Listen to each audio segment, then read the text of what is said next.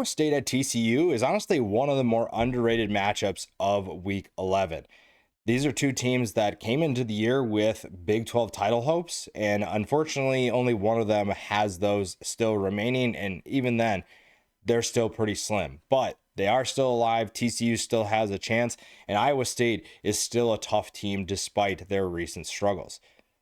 Iowa State hasn't lived up to the hype, but when you talk about this Cyclones team, there is a good amount of reason for you to think that this was going to be a little bit of a year where you saw a step back.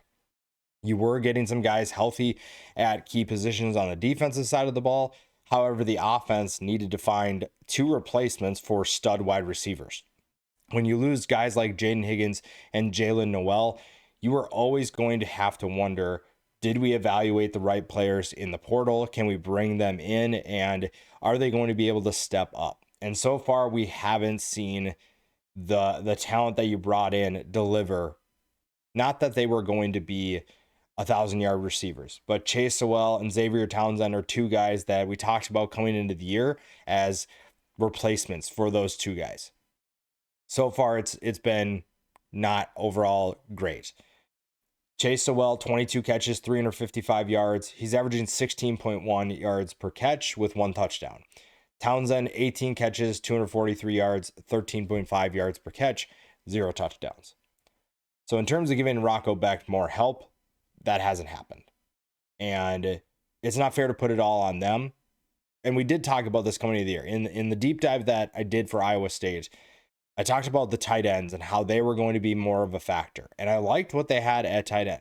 Benjamin Brammer and Gabe Burkle were two guys to keep an eye on. And they have played larger roles in this offense than I think a lot of people anticipated, especially with the wide receiver turnover. That's going to be a key in this one because if they need to, they're going to need to score, plain and simple. Now, if they get into a shootout, they're not going to win this game. They're plain and simple just not equipped to do that. However, being efficient, and you look at some of these yards per catch, even leading receiver Brett Elskison, 22 catches, 414 yards, that's 18.8 yards per catch, and 3 touchdowns.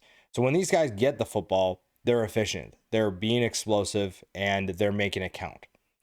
But you need them to do that against a TCU defense that you should have opportunities to make those kinds of plays. And Rocco Becht needs it. Rocco Becht's production so far has not lived up to what we expected from him.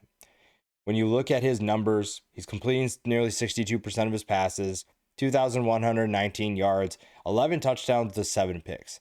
Part of that is I think that he's taking a little bit of a step back, but also his receivers aren't being consistent enough where he feels comfortable making some of the throws that he did last year. That's a factor. But I think that you still have opportunities moving forward to be able to make some of those kinds of plays. Finishing the year strong, especially when you're 5-4 right now. If you were 3-0 in the remaining games, you're 8-4, and people are feeling a little bit different about this team.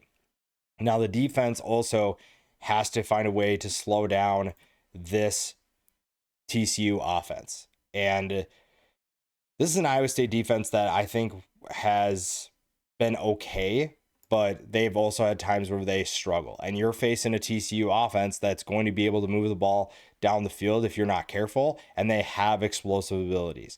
The secondary for Iowa State has some injuries to keep an eye on. You have some guys that are probably participating, but keep an eye on that group because that is the group that needs to have the most success. The nice thing for Iowa State is their final 3 games are fairly manageable. You have TCU on the road, you host Kansas, and then you go to Oklahoma State.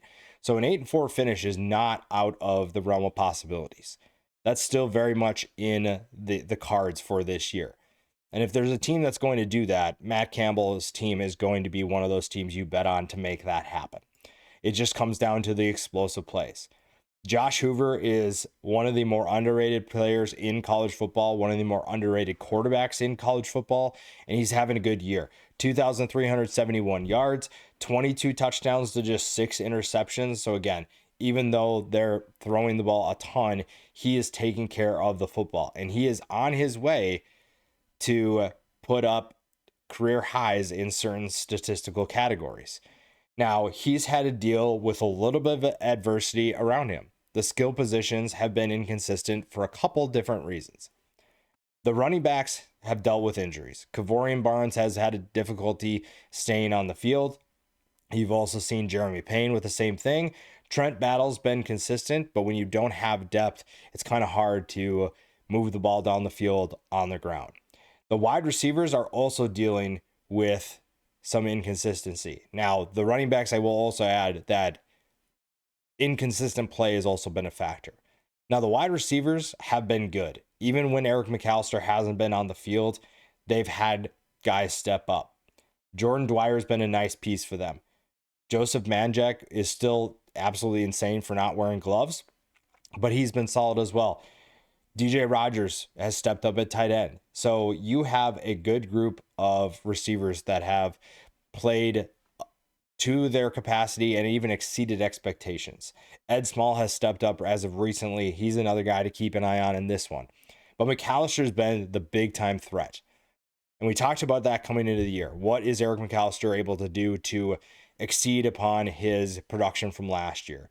37 catches this year, 727 yards. That's 19.6 yards per catch and 8 touchdowns. I talked about how he could be a 1,000-yard receiver, and he has plenty of games left to be able to do that. So this is a guy who is still very much capable of having career highs in every single category.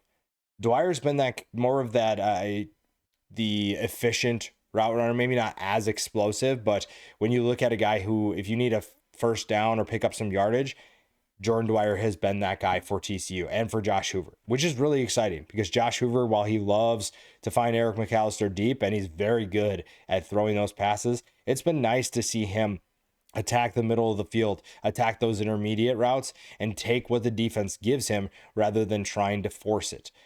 I don't necessarily know what that means for his future with football, whether he's going, I think that he'll go pro. I think that he'll be in the pros eventually. I just don't know what he's going to do after this year.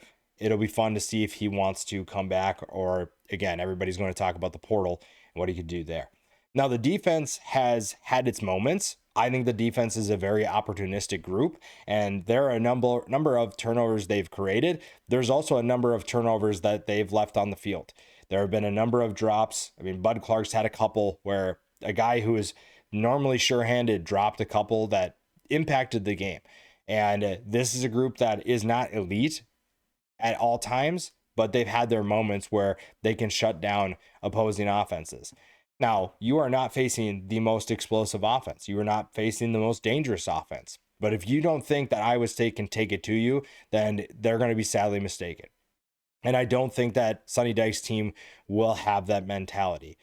But also, they need to take things one game at a time, because this is a team that still has Big 12 title hopes available to them. They can still make the college football playoff. People are talking about the Big 12's opportunity to potentially get 2 teams in. TCU is still very much in that conversation. Now, when you look at what they have the rest of the season, you have Iowa State. Then you have 2 road trips, one at BYU, who plays Texas Tech this weekend. We'll see what happens there. But if BYU loses to Texas Tech, TCU is in good control to be able to make that happen.